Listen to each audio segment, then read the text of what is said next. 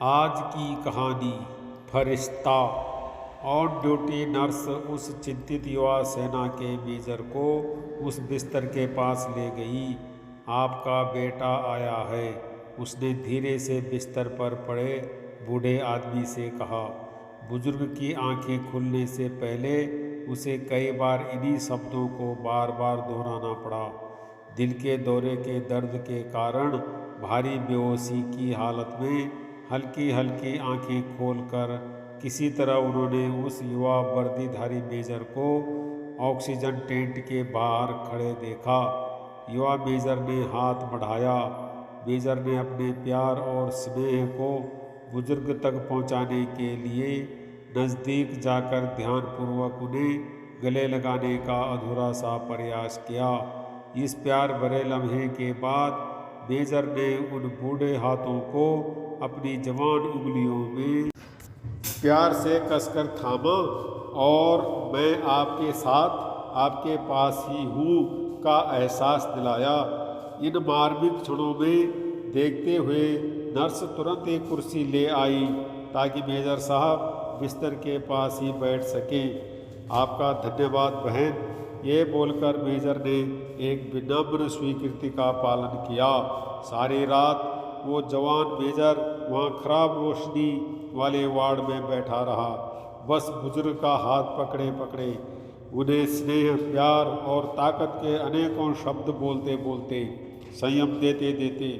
बीच बीच में बहुत बार नर्स ने मेजर से आग्रह किया कि आप भी थोड़ी देर आराम कर लीजिए, जिसे मेजर ने शालीनता से ठुकरा दिया।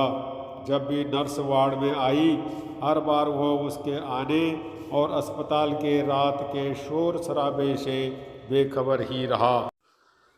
बस यूं ही हाथ थामे बैठा रहा। ऑक्सीजन टैंक की गड़गड़ाहट, रात के स्टाफ सदस्यों की हंसी का आदान प्रदान, अन्य रोगियों के रोने और कराहने की आवाज़ें, कुछ भी इसकी एकाग्रता को तोड़ नहीं पा रही थी। उसने मेजर को हरदम बस बुजुर्ग को कुछ कोमल मीठे शब्द बुदबुदाते सुना। मरने वाले बुजुर्ग ने कुछ नहीं कहा, रात भर केवल अपने बेटे को कसकर पकड़ कर रखा था। भोर होते ही बुजुर्ग का देहांत हो गया। मेजर ने उनके बेजान हाथ को छोड़ दिया और नर्स को बताने के लिए गया। पूरी रात मेजर ने बस वही किया जो उसे करना चाहिए था। उसने इंतज़ार किया। अंत में जब नर्सें लौट आई और सहानुभूति जताने के लिए कुछ कह पाती, उससे पहले ही मेजर ने उसे रोक कर पूछा, कौन था वो आदमी? नर्स चौंक गई। वह आपके पिता थे, उसने जवाब दिया। नहीं, वे नहीं थे, मेजर ने उत्तर दिया। मैंने उन्हें अपने जीवन में पहले कभी नहीं देखा। तो जब मैं आपको उनके पास ले गई थी तो आपने कुछ कहा क्यों नहीं? मैं उसी समय समझ गया था कि कोई गलती हुई है, लेकिन मुझे यह भी पता था कि उन्हें अपने बेटे की ज़रूरत है और उनका बेटा यहाँ नहीं है। नर्स सुनती रही उलझन में। जब मुझे एहसास हुआ कि वो बुजुर्ग बहुत बीमार है, आखिरी सांसें गिन रहा है, उसे मेरी ज़रूरत है, तो मैं उनका बेटा बनकर रुक गया। तो फिर आपके यहाँ अस्पताल आने का कारण?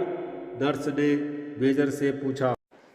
जी, मैं आज रात यहाँ ही श्री विक्रम सलारिया को खोजने आया था।